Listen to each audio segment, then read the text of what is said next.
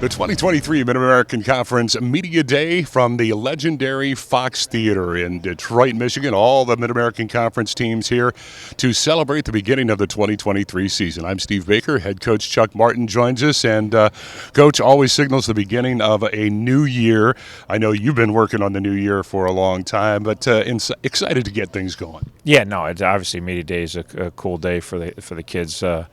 Brett and Matt get to come here, and they enjoyed some laser tag last night, although they didn't do very well. But it's just a cool experience, and like you said, that's kind of the start of the kickoff of the season, and our kids have worked really hard since January, and we're really excited about what's about to happen. I gotta ask you about the tie. It's a wonderful tie. Down here at the bottom it says give kids the world. Yeah, so I'd like to take some credit. I definitely have the coolest tie here today of all the ties. I've been scoping it out. Most of them aren't even close to as cool as this one.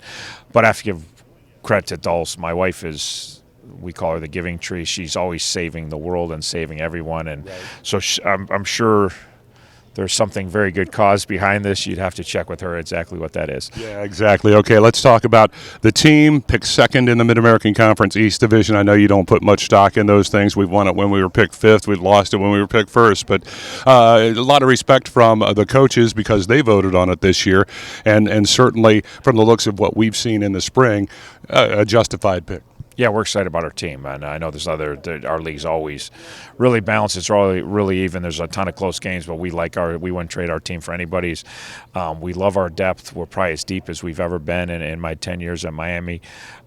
We've had an incredible offseason. Some of the holes that we felt like we had to fill this offseason, we filled with our recruiting, whether it be freshmen coming stepping up or young guys stepping up or through the transfer portal. So we feel great about our group, not only the talent on both sides of the ball and special teams, but also their work ethic, their commitment, their togetherness. So we're excited to have a big fall. Let's talk about the two guys up here. You mentioned them playing laser tag last night, just one of the things, but a chance to really represent the team. And these guys have been through those battles. They know all about it. Brett Gabbert and Matt Salopek, two key contributors to your football team. Yeah, obviously the quarterback position is so important in every league, but the MAC is such a quarterback-driven league, like pretty much every league's that way. But having a kid that has this experience and has won a conference championship as a true freshman.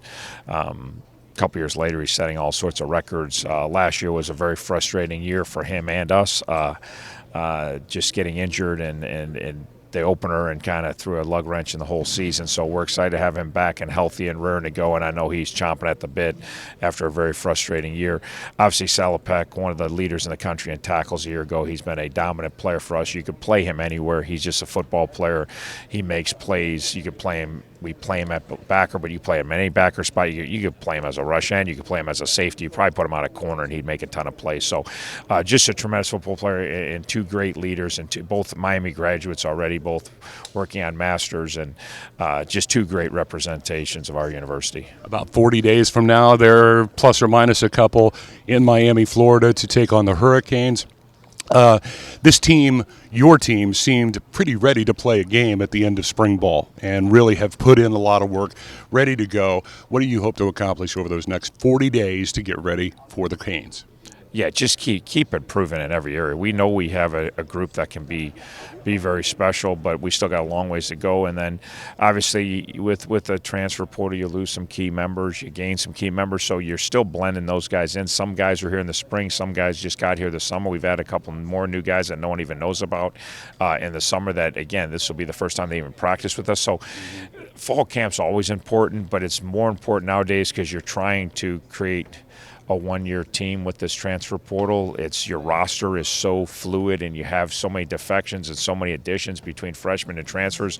You're still building that cohesive unit. You're still trying to form your identity. You're still trying to build your culture. In the old days where everybody stayed at one school for 4 or 5 years, once you got your culture going, it just kind of rolled.